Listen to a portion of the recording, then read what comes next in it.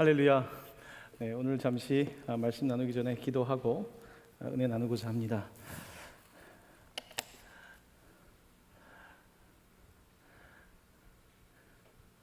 하나님, 주일 오후 2시 이곳에 함께 예배하던 청년들을 기억합니다. 어디에 있든지 이 자리를 기억하게 하시고, 또한 이 자리에 예배하는 저희들이 더욱더 하나님을 찾고 부르짖을 때에 놀라운 하나님의 성령께서 이 자리와 흩어져 있는 우리 청년들 가운데 함께하여 주시기를 원합니다.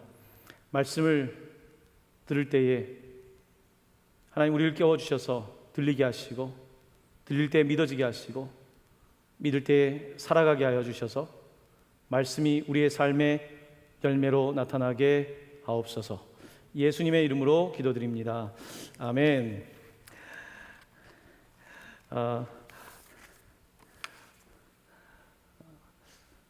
지지난주에 이어서 다시 네 번째 설교하니까 이번 주에는 좀 힘이 빠질 줄 알았는데 좀 여전히 제가 좀 힘이 넘치는 것 같아요. 여러분도 어떠세요? 네, 하나님의 은혜가 함께 하시기를 바랍니다. 오늘 말씀은 제목은 미래를 준비하다, 창세기로 바라보는 코로나 이후입니다. 가스펠 프로젝트를 통해서 창세기 전체를 저희들이 배웠고, 지난주 부활절 예배를 드리고, 오늘은 창세기 전체를 통하여서 어떻게 하나님께서 우리 실제적으로 코로나 이후에 어떻게 해야 될지에 대해서 말씀하시는지 그 부분을 좀 같이 보고 싶습니다. 여러분, 보통 우리가 인류 역사를 나눌 때 이렇게 나누죠. BC와 AD로. BC는 기원전이고 Before Christ, 그리스도 이전 BC라고 하고, AD는 영어가 아니에요. AD는 아노 도민이라고, 그래서 이 표현은 주님의 때에, 주님의 시간이란 뜻이에요. 그래서 AD는 주님의 시간을 기점으로 해서 그리스도 이전과 그리스도 이후로 나눌 수 있습니다. 이것이 서양 사람들이, 특별히 기독교 문화권에 있었던 서양 사람들이 역사의 기준점을 그리스도로 삼고 나눈 방식이죠. 기원전과 기원후가 됩니다. 최근에 뉴욕 타임즈에 어떤 기사를 보니까 요즘 시대는 또 이렇게 나누더라고요. BC, 비포 코로나. 그 다음에 AC는 애프터 코로나. 근데 이제 AD니까 이 D자를 after disaster, 재난 이후, 혹은 after disease, 질병 이후. 그래서 코로나 이전과 코로나 이후로 세상을 나눌 수 있대요. 많이 달라지고 있고 많이 달라질 거예요. 어떻게 달라질지 사실은 잘 모르겠어요. 처음에 교회 문을 닫고 온라인 예배를 할 때는 한 달 정도 하면 될 줄 알았어요. 근데 지금도 지속되고 있잖아요. 어떤 사람은 1년이 갈 거다, 2년이 갈 거다, 뭐 이런 이야기를 듣다 보면 참 답이 없죠. 우리가 안전하다고, 우리는 다 할 수 있다라고 하는 시대에 이런 일이 벌어질 거라고는 감히 누구도 상상하지 못한 것 같습니다. 미국에 9.11 테러 사건이 있을 때 이슬람 테러리스트들이 뉴욕 중심부에 있는 무역센터를 비행기로 치죠. 그때 미국 사람들은 엄청난 자존심의 상처를 받았어요. 감히 너희들이 미국을, 우리를, 뉴욕을 건드린 거거든요. 지금 현재 뉴욕은 어떤가요? 뉴욕은 완전히 셧다운 상태입니다. 정말 엄청난 준비를 해서 겨우 건물 하나 파괴하는 게 이슬람 테러리스트들이 한 건데, 지금 뉴욕은 완전 셧다운 상태예요. 코로나 바이러스가 그렇게 대단한 거죠. 유럽 사회는 자신감이 넘쳤던 사회예요. 산업혁명을 일으켰고 시민혁명을 일으켰고, 그 어느 나라보다도 더 자신감 있는 그 유럽 사회가 지금은 또 셧다운이 됐어요. 망신을 당하고 있죠. 순식간에 그들이 가지고 있던 모든 것들이 무너지는 느낌이에요. 창세기는 우리에게 바벨탑 사건을 이야기하죠. 우리가 쌓아 올리는 문명이라고 하는 것이 어느 한순간에 무너질 수 있다는 것을, 그것이 코로나 바이러스든 아니면 지진이든 어떤 재난이든 그렇게 발생할 수 있다고 성경은 말씀하고 있습니다. 지금 이 코로나 바이러스는 이제 팬데믹이 됐죠. 팬데믹이라고 하는 것은 어떤 국지적인 것이 아니라 전 세계에 다 퍼진 거죠. 이 팬데믹 상태에서 사람들은 심리적으로는 패닉 상태가 됐죠. 패닉이라는 것은 공황 상태. 그래서 공황장애하면 패닉, 공황을 겪고 있는 거예요. 지금 전 세계가 공황 상태예요. 어떻게 해야 될지 모르겠는 거예요. 심리적으로도 그렇고 또 경제적으로도 그렇고 또 사회적으로도 우리는 그런 시간을 보내고 있습니다. 보통 공황 상태의 심리적인 기저에는 두려움이 있어요. 사실 두려운 거예요. 두려워요. 지금 현웅 형제 마스크 벗고 있거든요. 굉장히 저를 두렵게 하고 있어요. 저쪽도 마스크를 벗고 있고 막 너무 두려워. 네. 마스크 막 벗으면 막 힘들어요. 우리 2, 3부 때는 우리 장로님 한 분이 저기서 지켜보고 있다가 마스크 벗으면 막 사인 보내요. 저기 가서 하라고. 네. 농담이지만 모르잖아요. 어제 현웅 형제가 어디 갔다 왔는지 알게 뭐야. 네. 우리는 사실 두려워요. 사람이 두려워요. 아는 사람보다 모르는 사람은 더더욱 두렵죠. 교회에 나올 때에 교회에 누가 있는지 모르잖아요. 우리는 그동안 순진했어요. 교회 안에 신천지가 있다는 것에 대해서 듣긴 했지만 진짜로 그럴까 했는데 이게 현실로 드러나고, 그러니까 두려움 속에 있는 거죠. 그 두려움의 핵심적인 원인은 모른다는 거예요. 모르는 게 두려운 거예요. 여러분, 모르는 거 정말 두려워요. 모르는 데 가보는 거 두려운 거예요. 우리 청년들에게 요즘 두려운 것들, 특별히 결혼, 요즘 같은 시대에 무슨 결혼을 얘기할 정도로 결혼은 두려운 거예요. 왜요? 결혼 자체가 두려운 게 아니라 내가 지금 직장이 어떻게 될지도 모르겠는데, 아니 결혼은 고사하고 또 결혼한 다음에 자녀는 내가 얘 책임질 수 있는가? 너무 두려운 거예요. 모르겠는데요. 이렇게 불확실성을 살아가면서 두려움을 느끼는 거예요. 우리 청년들뿐만이 아니에요. 어른들도 마찬가지예요. 이제 은퇴 이후에 내가 어떻게 될까? 나한테 질병이 찾아오면 어떻게 될까? 이런 두려움이 우리를 지금 어렵게 만들고 있습니다. 여러분도 때때로 두려움을 느끼죠. 신앙이 있다고 해도 두려움이 없는 건 아닐 겁니다. 교회도 지금 혼란에 빠져 있습니다. 저도 처음에 교회를 닫을 때 처음 몇 주 동안 마음이 굉장히 불편했습니다. 이거 교회 예배를 닫긴 닫아야 되는데 닫으면서도 이게 닫으면 어떻게 되는 거지? 제 마음속에 불편함이 있었어요. 두려움도 있었던 거예요. 모르겠는 거예요. 어떻게 일이 벌어질지. 이제 조금 시간이 지나가다 보니까 이제 조금 익숙해지긴 시작했어요. 마스크가 우리의 삶의 일상이 된 것처럼, 적당히 떨어진 사회적 거리가 일상이 된 것처럼 우리는 그렇게 지금은 살아가고 있습니다. 세상을 누구도 멈출 수 없거든요. 뉴욕의 증시를 누가 멈출 수 있겠습니까? 누가 세상을 멈출 수 있어요? 아무도 세상을 못 멈추는데 이 코로나 바이러스가 세상을 멈춰버렸어요. 원래 안식일이라고 하는 게 멈추는 날이거든요. 일주일에 한 번 멈추라는 거예요. 멈춤을 통해서 돌아보는 거죠.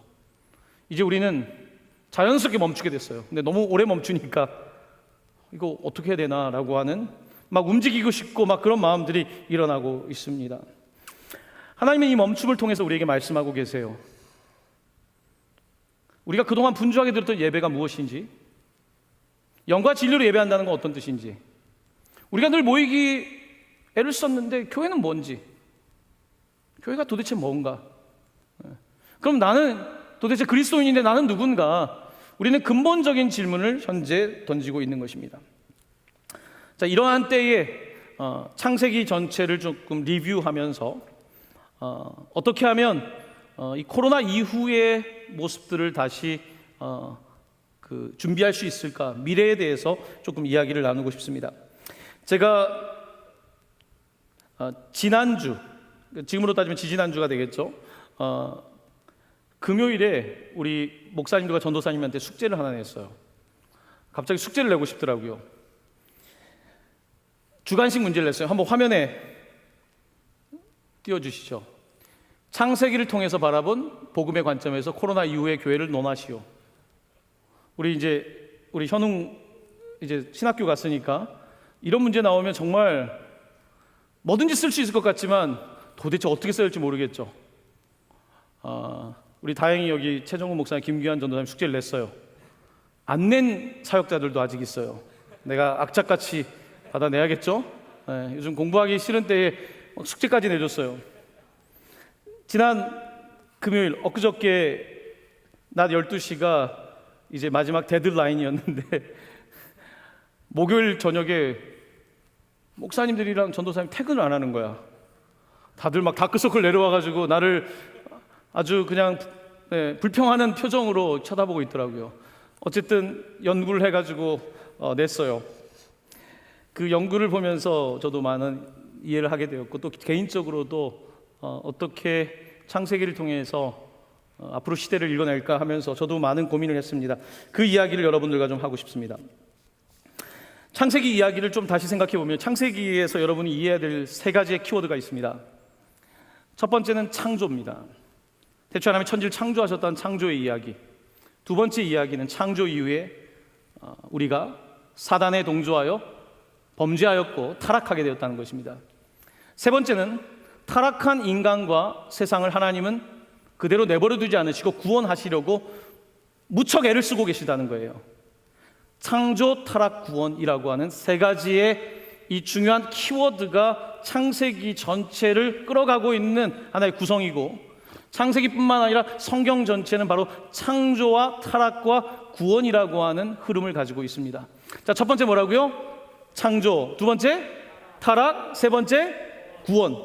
자, 이렇게 되어 있는데요. 태초 하나님께서 천지를 창조하실 때 하나님은 선하신 하나님으로 선한 세상을 만드셨습니다. 좋으신 하나님께서는 좋은 세상을 만드셨습니다. 자, 그런데 이 좋은 세상 속에 하나님의 형상을 닮은 선한 사람이 하나님께 등을 지게 되고 하나님께 불순종을 하게 됩니다. 그리고 우리는 타락하게 되는 거죠. 자, 인간이 타락하게 되는데 인간의 본성은 걷잡을 수 없이 추하고 악합니다. 사도 바울은 디모데후서 3장 3절에서 타락한 인간의 본성에 대해서, 인간의 휴먼 네이처에 대해서 이렇게 말씀하고 있습니다.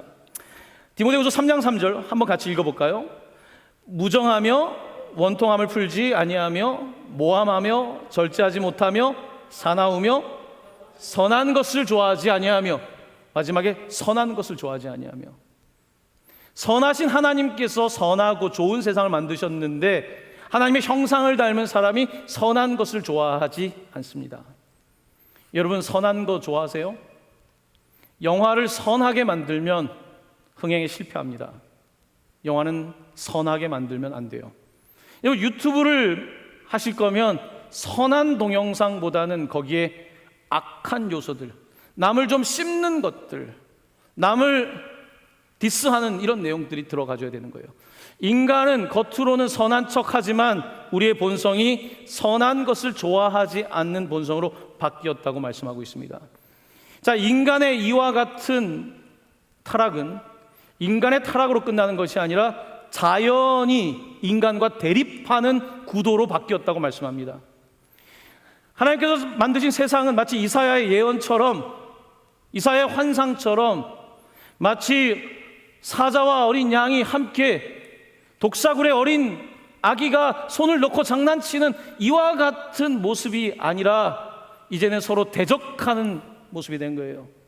자, 우리의 몸에도 인간의 세포보다 미생물이 더 많다고 하지 않습니까? 인간은 자연세계와 공생관계로 만들어졌는데 공생관계로 만들어진 자연세계가 인간을 대적하는 거죠. 우리도 자연을 대적하고 자연도 우리를 대적하는 거죠. 하나님께서 생육하고 번성하고 땅에 충만하고 잘 다스리라고 하셨는데 우리는 그렇게 잘 하지 못하고 있는 것입니다. 자, 그래서 자연이 우리를 공격하고 있는 형국이 된 것입니다.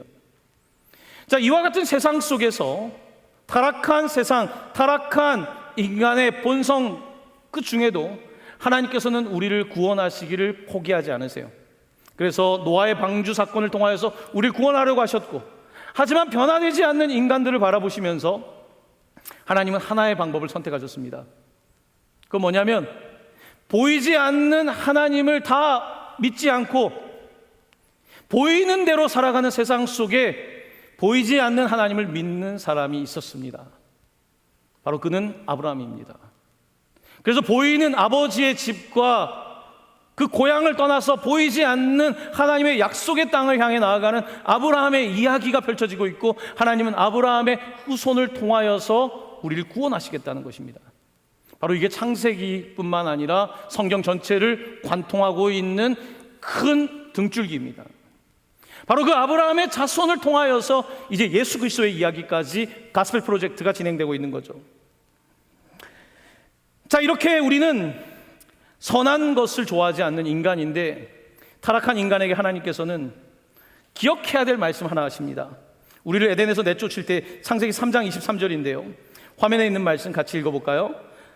여호와 하나님이 에덴 동산에서 그를 내보내시어 그의 근원인 땅을 갈게 하시니라. 사람은 땅에서 왔잖아요. 에덴 동산에 쫓겨난 인간에게 그의 근원인 땅을 갈라는 겁니다.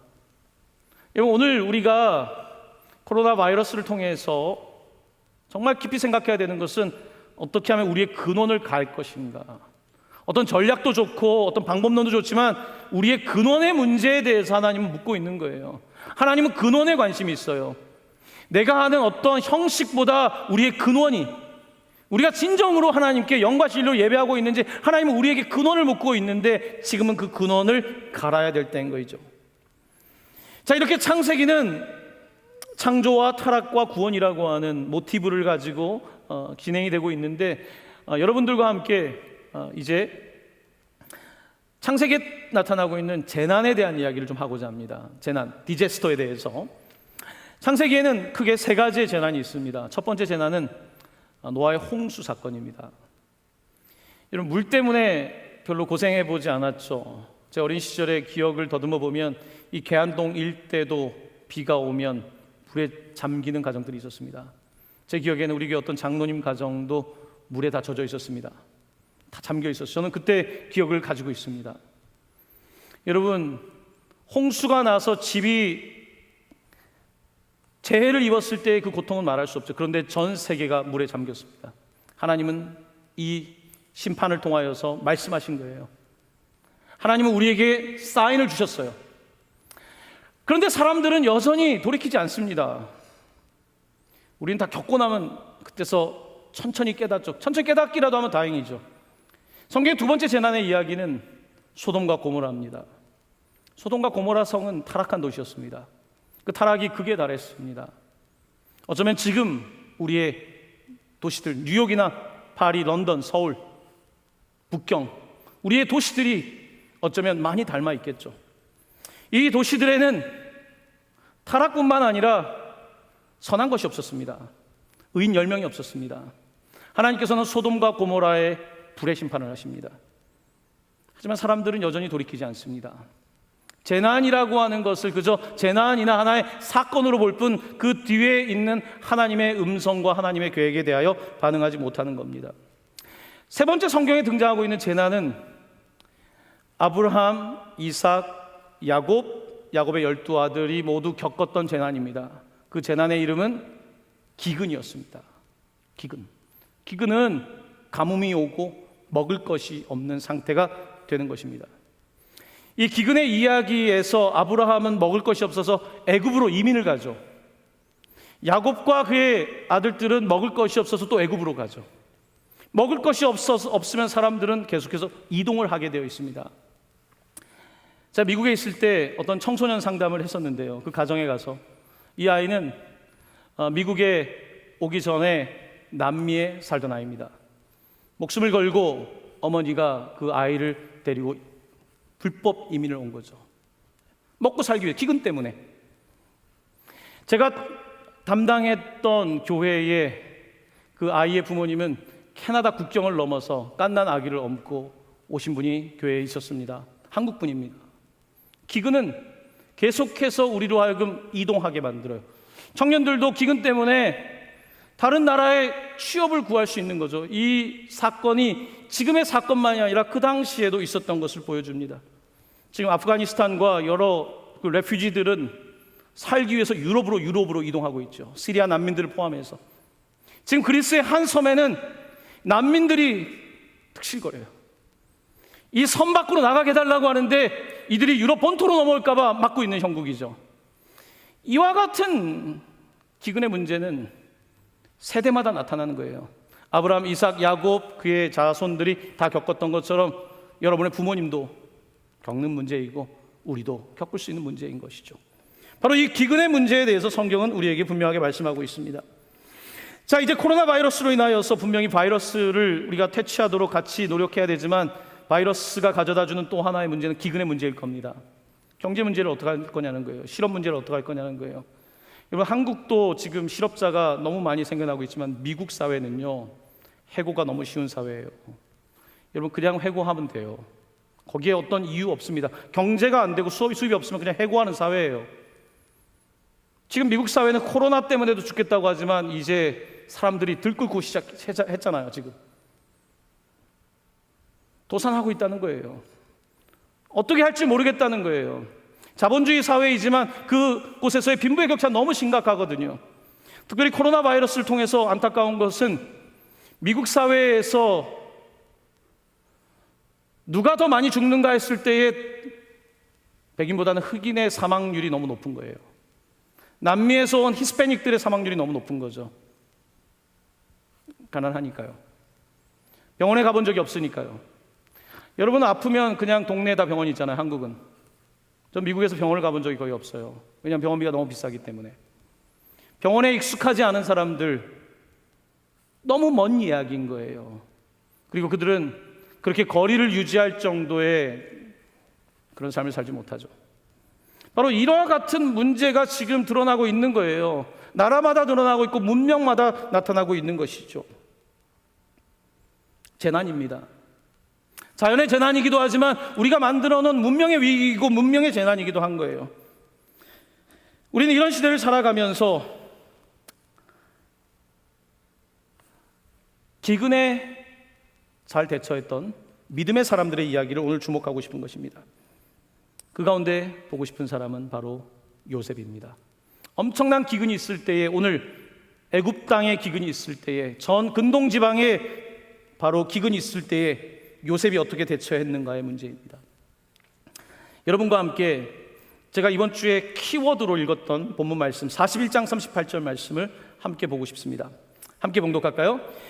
이와 같이 하나님의 영에 감동된 사람을 우리가 어찌 찾을 수 있으리요?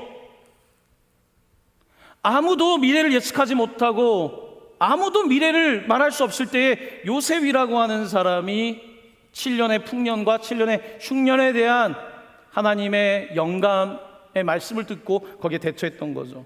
제가 여기서 관심을 갖고 있는 단어는 하나님의 영입니다. 하나님의 영은 오늘 코로나 바이러스로 문제를 겪고 있는 우리들에게 무엇이라고 말씀하고 계실까요? 여러분에게 무엇이라고 말씀하고 있는지 그 이야기를 보고 싶은 것입니다. 저는 이번 주에 영이라고 하는 단어에 좀 집중해 봤습니다. 영, 창세기의 영이라는 단어를 다 찾아봤어요. 영이라는 단어는 루아흐라고 하는 단어입니다. 루아흐라고 하는 이 단어는 성경에서는, 창세기에서는 영이라고 번역되기도 하고 바람이라고도 번역되기도 하고 마음으로도 번역이 됩니다. 세 가지로 주로 번역이 되는데요. 첫 번째, 창세기에서 영이라는 단어는 창세기 1장 2절에서 등장하고 있습니다. 우리 같이 읽어볼까요? 땅이 혼돈하고 공허하며 흑암이 깊음 위에 있고 하나님의 영은 수면 위에 운행하시니라. 하나님의 영이 수면 위에 운행하셨다. 그 전에 혼돈, 공허, 흑암이 있었다. 형체가 잡히지 않는 무질서의 세계 속에 하나님의 영이 운행하셨다. 창세기가 고백하고 있는 창조는 물질 세계, 물리 세계 이전에 하나님의 영이 운행하셨다는 거예요. 하지만 사람들은 계속해서 물질만 보는 거죠. 물질만. 하지만 성경은 분명하게 물질 세계 이전에 하나님이 계셨다. 우리가 알고 있는 수많은, 얼마나 우리가 인공지능도 뛰어나고 지금 지능이 많잖아요. 그렇지만 그 모든 코드는 하나님이 이미 코딩을 해놓은 거죠. 바로 하나님께서 먼저 하나님의 영이 계셨고 그 다음에 물질 세계가 있는 것입니다. 성경은 여기에 대해서 분명합니다. 대초에 하나님이 천지를 창조하셨고 하나님의 영이 그 무질서 가운데 운행하셨다는 것입니다. 이렇게 하나님께서는 세상을 창조하셨어요. 자, 그런데 두 번째 이야기, 우리는 하나님의 말씀을 따라가지 않고 타락을 하게 되는데, 타락한 이후에 자신들이 벌거벗음을 알고 사람들은 무화과 나무로, 성경엔 치마를 해 입었다고 되어 있죠. 그때 하나님께서 찾아오십니다. 자, 이번 같이 읽을 구절에는 영이란 단어가 아니라 똑같은 단어를 바람으로 표현하고 있습니다. 창세기 3장 8절 같이 읽을까요? 그들이 그날 바람이 불 때 동산에 거니시는 여호와 하나님의 소리를 듣고 아담과 그의 아내가 여호와 하나님의 낯을 피하여 동산 나무에 숨은지라. 죄를 범한 이후에 무화과 나무로 자기를 가리고 있습니다. 근데 막 바람이 불어요.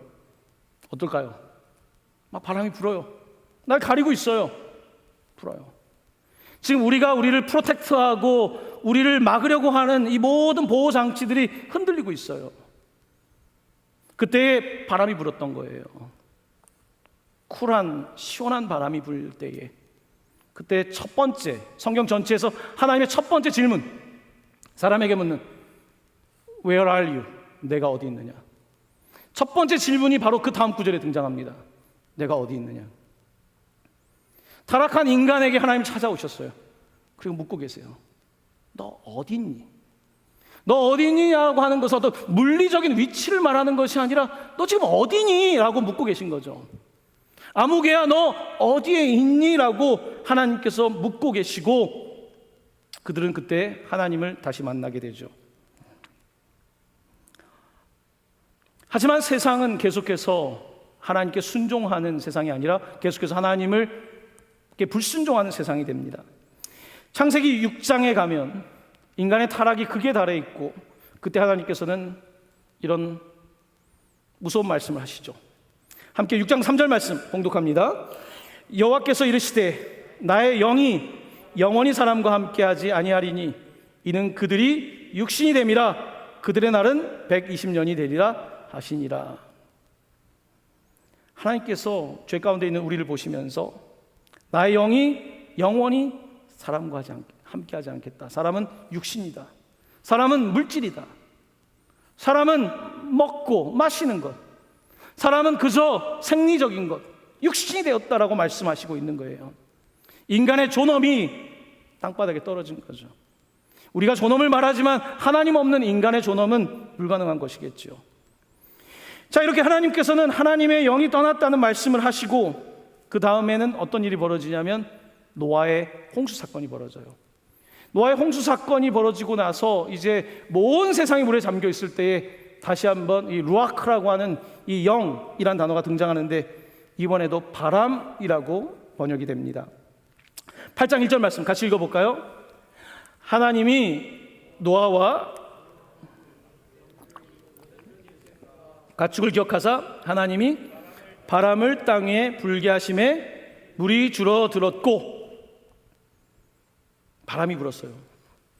자, 이 말씀은 창세기 1장 2절과 좀 맞닿아 있습니다. 처음에 태초에 수면 위에 하나님의 영이 운행하셨던 것처럼 이제 세상을 다 덮고 있는 그 물 가운데에 바람이 붑니다. 영은 창조를 뜻해요. 새 창조를 뜻해요. 아브라함이 아니라 이 노아 사건 이후에 하나님께서는 다시 새 창조를 원하셨던 거예요. 모든 것을 쓸어버리고 새로운 창조를 하기 원하셨어요. 그래서 바람이 붑니다. 하지만 노아의 홍수 이후에 사람들은 여전히 변화되지 않습니다. 자, 이제 이 단어가 조금 더 중간중간에 쓰이는데요, 이제 넘어서 41장으로 갑니다. 요셉의 이야기로 갑니다. 이번에 이 단어는 마음으로 번역됩니다. 바로의 마음이라고 하는 단어로 번역되는 표현인데요. 자, 41장 8절 말씀 같이 읽어볼까요? 아침에 그의 마음이 번민하여 사람을 보내어 애굽의 점술가와 현인들을 모두 불러 그들에게 그의 꿈을 말하였으나 그것을 바로에게 해석하는 자가 없었더라. 꿈을 꾸고 난 그 아침에 그의 영이, 그의 마음이 번민하게 됩니다. 여러분, 뭔가 불길하다고 해야 되나? 뭔가 찝찝하다고 해야 되나? 뭔가 일어날 것 같은, 바로는 그런 꿈을 꿨습니다. 그리고 애굽의 점성가들, 그 당시로는 점성가들은 사이언티스트예요. 점성가들과 그리고 현인들, 지혜로운 사람들, 정책을 만들 수 있는 수뇌부 회의를 한 거죠. 하지만 누구도 답변을 못한 거예요. 전략을 낼 수도 없는 거예요. 그때 감옥에 갇혀 있었던 요셉이 발탁되고 바로는 그의 꿈 해석, 7년의 풍년이 있고 그 다음에 7년의 흉년이 찾아올 것입니다라는 해석을 듣고 나서 아까 말했던 이와 같이 하나님의 영에 감동된 사람을 우리가 어찌 찾을 수 있을까라고 말하는 겁니다. 하나님의 영에 감동된 요셉이 이 재난 가운데 등장하게 되는 것입니다. 요셉은 하나님의 영에 감동된 사람이었습니다. 그의 삶은 혼돈이었어요. 아버지의 가장 사랑받는 아들에서 애굽의 노예가 됐으니까 혼돈, 도무지 납득이 안 돼요. 하지만 하나님의 성령께서 그의 삶에 운행하셨습니다. 그의 삶은 흑암이었어요. 억울하게 감옥에 갇혔어요. 정말 출구가 보이지 않을 때에 하나님의 성령은 그에게 운행하셨어요. 그의 삶은 공허했어요. 텅 비어 있었어요. 실체가 보이지 않았어요. 하지만 요셉의 삶에 하나님은 운행하셨어요. 요즘 하나님의 영에 감동된 사람이, 움직이는 사람이란 말이에요. 하나님이 끊임없이 감동을 주는 사람, 하나님께서 끊임없이 그의 생각과 삶을 움직이시는 사람이었던 거예요. 감옥에서도 종살이의 밑바닥에서도 그는 그렇게 하나님과 동행했습니다. 창세기는 하나님의 영이 창조 때부터 타락 그리고 구원에 이르기까지 끊임없이 움직이고 있다는 것을 우리에게 말씀하고 있어요. 하지만 그 하나님의 움직임에 반응하는 사람들은 그리 많지가 않습니다. 하지만 요셉은 하나님의 그 영에 반응하는 사람이었습니다. 종종 사람들은, 특별히 여러분의 세대는 더하겠죠. 사람들은 영 하면 에이, 그런 게 뭐야? 라고 물질 이야기를 할 겁니다. 보이는 세계에 대한 증거를 말할 것입니다. 하지만 성경에 등장하고 있는 영이라고 하는 단어는요, 이분법적으로 영과 육이 아니에요. 이 영은 우리를 소생케 하는 거예요. 하나님의 본질인 거예요. 그것이 우리 가운데 있는 거예요. 그래서 하나님의 영을 받은 사람은 가서 계속 기도만 하고 흔히 종교적인 삶만 사는 게 아니라 하나님의 영이 있는 사람은 실제적인 프랙티컬한 구체적인 삶 속에 열매를 맺을 수 있어요.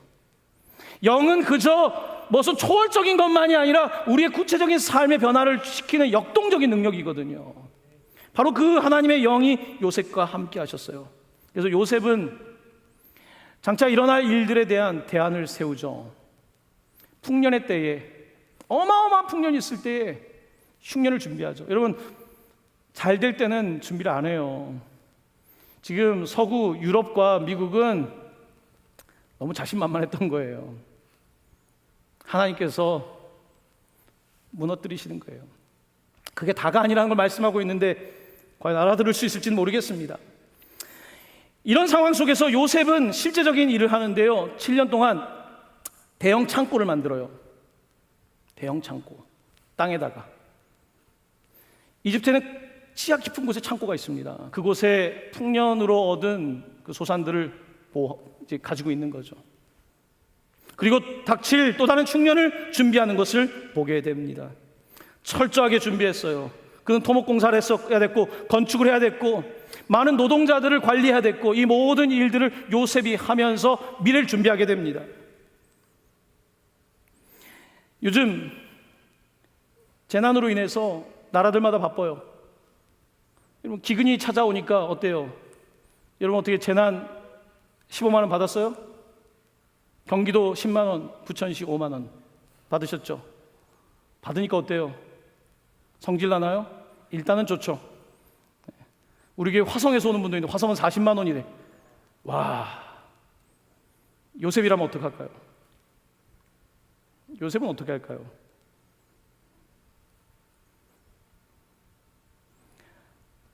잘 생각해야 되는 것입니다. 쉬운 일이 아니에요. 당장에 받는 것이 다가 아니에요. 여기엔 더 많은 생각이 필요하고 미래를 볼 수 있는 어떤 리더십이 필요한 거죠. 요셉은 하나님의 감동 가운데서 이 모든 것들을 준비하고 미래를 만들어 갑니다. 저는 오늘 말씀을 준비하면서 우리에게 필요한 것은 하나님의 영입니다. 영적 각성이에요. 지금 사람들은 이제 힘드니까 갈급한데 영적인 것을 오히려 더 무시하기도 해요. 하나님의 음성을 못 듣는 거죠. 하나님은 지금 영적인 각성을 우리 가운데 요구하고 있는 거예요. 지금 하나님의 영에 감동된 사람을 찾고 있는 거예요. 지금 여기에 있는 우리 소수의 사람이지만 우리가 하나님의 영에 각성돼야 되는 거예요. 깨어나야 되는 거예요. 보이는 대로만 살아갈 것이 아니라 하나님의 입장에서, 하나님의 관점에서 볼 수 있어야 돼요. 하나님은 오늘 그렇게 우리를 부르시고 있는 거예요. 정말 기도해요. 다음 세대에도 정말 하나님의 영에 감동된 사람이 일어나야 되는데 결국은 사람이 하는 거거든요. 여러분, 시스템이 없습니까? 시스템으로 안 돼요. 위기 상황에는 시스템이 그렇게 안 돼요. 오히려 시스템이 막을 수 있죠. 영감 있는 사람이 필요한 거예요. 저는 여러분들이 하나님의 영에 감동된 사람이 되기를 간절히 축원합니다. 네. 여기까지 오늘 마스크 쓰고 올 정도면, 그죠? 아닌가요? 아니에요? 여러분들이 성령 충만하시길 바랍니다. 성령의 감동이 함께 하시길 바랍니다. 막 목이 쉬려고 그러네요. 요즘 아까 2, 3부 예배를 드리는데 좋은 점이 하나 있더라고요. 우리 청년들은 찬양할 때 이렇게 막 손도 들고 찬양하잖아요. 근데 요즘 어른들도 이제 마스크를 끼니까 답답하니까 손을 드시더라고. 하나님께서 우리의 예배를 회복하시나 보다. 이제 막 사람들이 막 손 들고, 네. 하나님의 일하심이 있지 않겠습니까? 이번 주에 제가 읽은 책이 한 권 있어요. 다 읽지 못했고 졸다가 읽기도 하고 했는데, 코로나 바이러스 앤 크라이스트라고 하는 존 파이퍼 목사님의 책이에요. 이북으로 나왔어요. 그리고 오디오북도 나왔어요. 공짜예요. 혹시 영어 공부하실 분들은 들어보셔도 좋을 것 같아요. 유튜브에 들어가면 있어요. 존 파이퍼 목사는 미국 복음주의 설교자들 가운데서 가장 존경받는 목사님 중에 한 분이죠. 그는 이 시기적절한 책을 쓰면서 이렇게 묻더라고요. 지금 기초가 흔들리고 있는데 당신에게는 분명한 확실한 반석이 있습니까? 코로나 바이러스 가운데 확실한 반석이 있습니까? 라고 물으며 그의 결론은 반석이신 크라이스트, 코로나 바이러스가 아니라 크라이스트에게, 그리스도에게 나오라고 그는 목청껏 외치더라고요. 그 책에서 그는 자기 이야기 한 대목을 이야기하더라고요. 2005년에 그는 전립선암을 진단받았습니다. 그때까지만 해도 그도 뭐 이제 40대였을 거예요. 건강할 때였고 하니까 자신 있었죠. 사람들이 미국에서나 뭐 영어권에서는 서로 만나면 처음에 인사가 뭐예요? How are you? 물어보잖아요. 그러면 I'm fine. I'm fine. 보통 이렇게 답변하잖아요. 그런데 이분이 이 전립선암을 진단받은 이후부터는 I am fine이라는 말이 맞지 않다는 걸 알게 됐대요. 왜냐하면 전립선암 진단을 받을 때 자기는 fine인 줄 알았는데 증상이 없었는데 암이었던 거죠. I am fine이 아니라 I feel fine. 나는 그렇게 느끼고 있는 거예요. 여기 지금 무증상으로 I am fine이 아니라 뭐요? I feel fine인 거예요. 사실은 엄밀한 의미에서는 누가 I am fine이라고 말할 수 있어요. I feel fine이에요. 저는 그 책의 제목을 보면서 아, 그렇구나. I am이라고 말할 수 있는 사람은 누가 있겠어요? 누가 I am fine이라고 말하겠어요? 누가 내일에 대해서 알지도 못하는데 내가 fine이라고 말할 수 없겠죠. 코로나 바이러스는 오늘 우리에게 I am fine이 아니라는 거예요. 하나님께서 말씀하신 You are fine이라고 하나님이 말씀하셔야 되는 거지 내가 결정할 수 없는 것들이 너무 많은 거예요.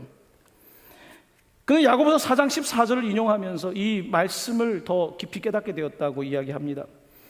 화면에 말씀 같이 봉독할까요? 내일 일을 너희가 알지 못하는도다. 잠깐 보이다가 없어지는 안개니라. 네, 안개라는 이 말씀이 와닿은 거예요.